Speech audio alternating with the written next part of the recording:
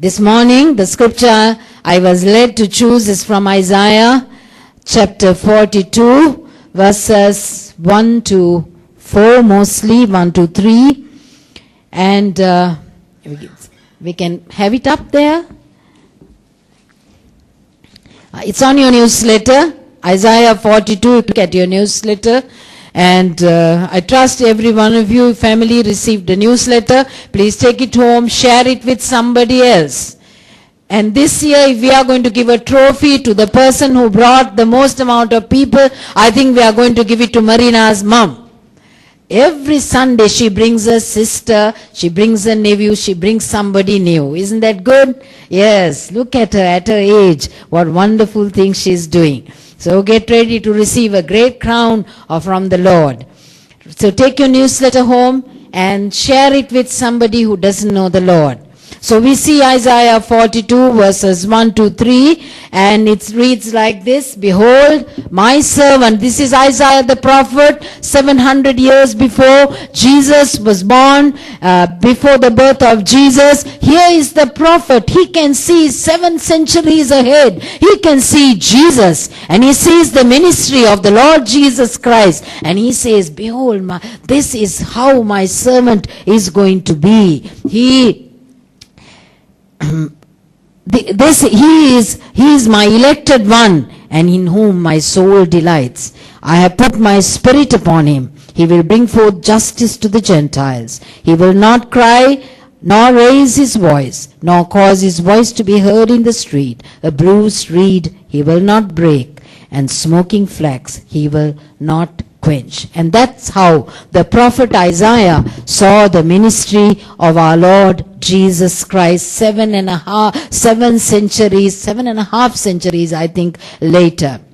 So we can see the prophet is saying that God himself is delighted with Jesus, my servant in whom my soul delights. And the Christ would be specially empowered by the Holy Spirit.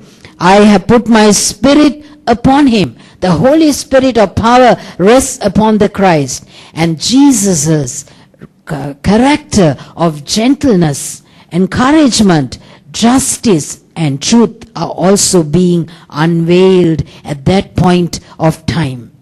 And the prophet sees that Jesus will be particularly tender, very tender to the poor, as well as to the poor in spirit. Matthew 5:3, later on in the ministry of Christ, he said, blessed are the poor in spirit. So such people are fragile like a bruised reed. Here we read in 42:3, a bruised reed he will not break, and the smoking flax he will not quench. And to those with hardly a spark of hope this morning, and like a flickering lamp in which the wick is almost burnt out, Jesus will bring comfort and encouragement to any one of you feeling like that. Aisha prayed that one of you last night, you cried out, you cried, you wept. And she prayed that there's someone here who feels so guilty because of a mistake done. And here, this morning, this message is for you if you are that person. So when you feel broken and bruised, burnt out spiritually, I want to give you an assurance. God won't toss you aside as useless, but he will gently pick you up. These loving attributes of God, we know, are desperately needed by men and women in this world at this time, isn't it? The gentle pickup of someone who's fallen down. So a bruised reed, I brought you a reed. Can you see this? Mahal and them are laughing, thinking I have brought a cane to church. Right? I haven't brought this to cane any one of you, but I want to show you this is what Jesus does. This is a cane, right? A bruised reed is a cane, and it grows up in a swamp, in muddy waters, isn't it? Any one of you like to make your house where the cane grows in a muddy swamp? No. So this is a reed, and it's broken away from the plant, right, from the mother plant, and it is bruised. Can you see? Can you see? It's broken this morning. This bruised reed is broken. And this is exactly whom Christ has in mind. Someone who's broken away and who is bruised. And what do we usually do with a bruised reed? We throw it away. It's of no use. That's what we do with a bruised reed. It's fragile, weak. A bruised reed easily is waved by the wind, isn't it? It cannot hold itself upright. And it's broken down. It stands in absolute contrast to a lofty, firm tree.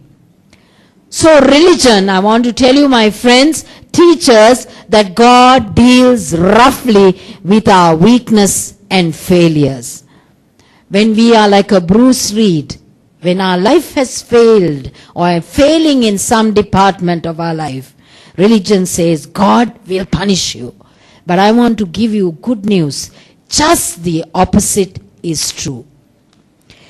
God deals with a bruised reed gently, tenderly, helping the reed along until the bruised reed is made strong. In the natural, you can't make this reed to work again, isn't it? It's broken and broken for good. But thanks be to God. Our God is supernatural, isn't it? Our God is supernatural. And that which is broken in the natural, God supernaturally puts it back to order. That is our God. Won't you give him a wonderful hand for our God, the Lord Jesus Christ, who can bring back a bruised reed into order. Is that good? And then think again of that reed. Something that's crushed, hurt by unkindness. Life that is bent and bruised, shattered without strength and beauty. Shattered without strength and beauty. And there's nothing attractive about that reed. And nothing pleasant, isn't it? That reed has nothing to offer us. But many of us in life are like that bruised reed. And Ephesians 3:16 says, we need to be strengthened with might through his Spirit in our inner man.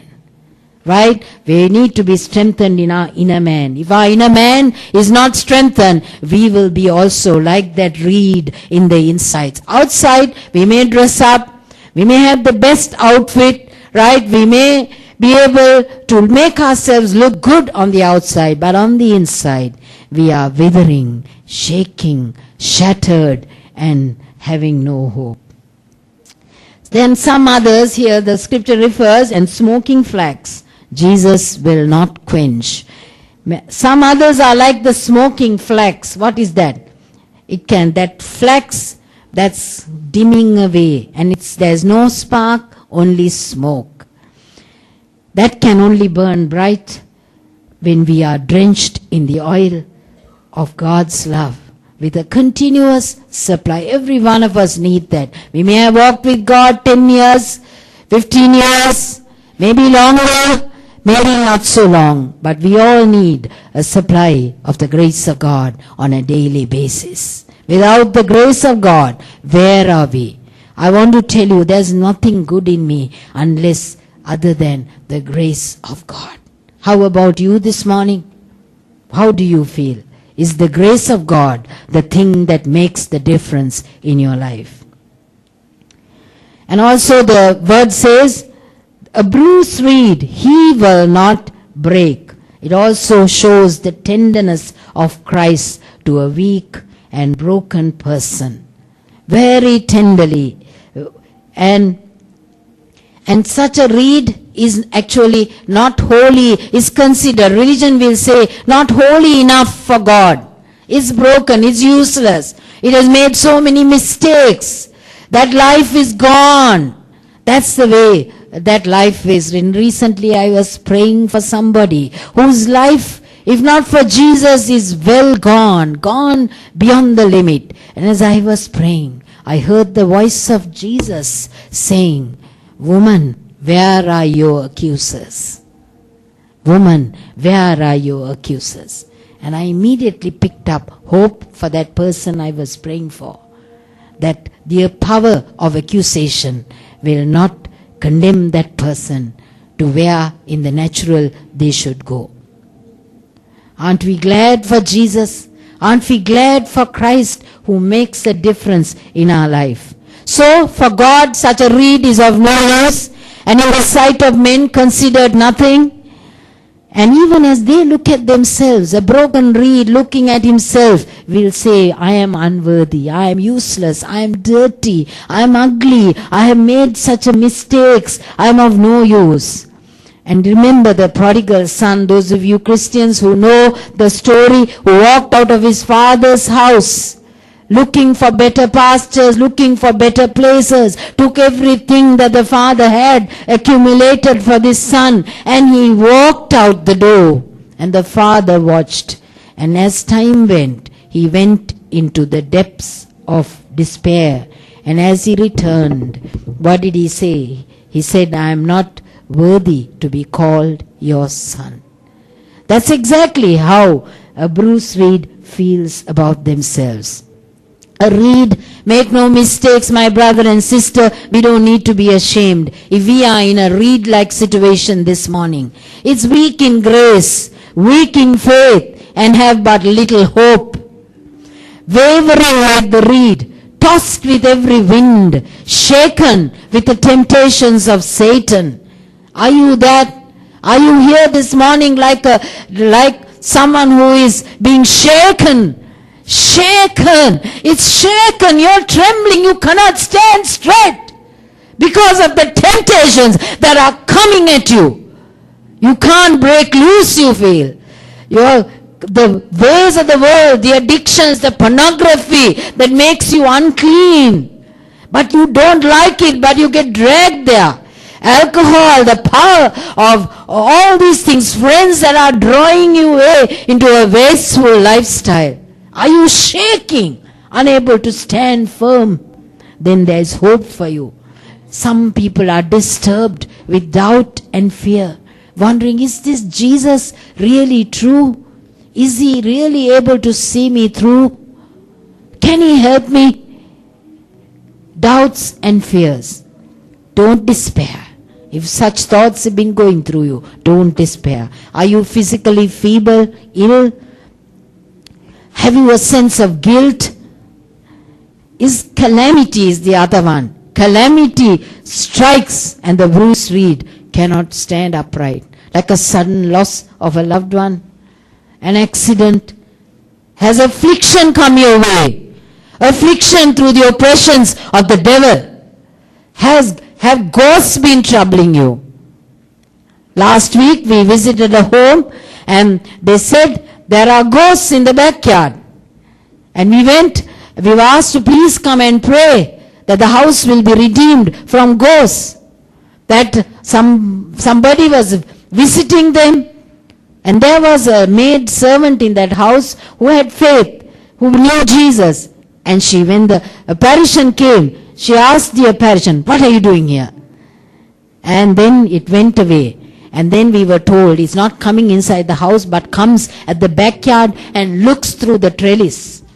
So here we were, standing there and praising and worshipping. Thanks be to God, no more stories of apparitions in that home. Our God reigns.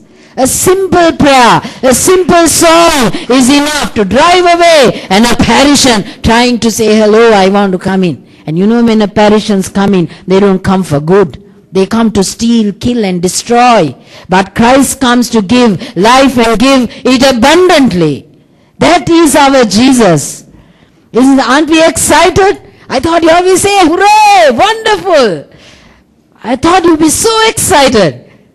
Isn't it because people in our country are so frightened of charms, of charmers, of business failure coming in through charms? These things happen. But thanks be to God, we are more than conquerors in Christ Jesus. Receive Christ this morning, even as I speak to you. If you are that person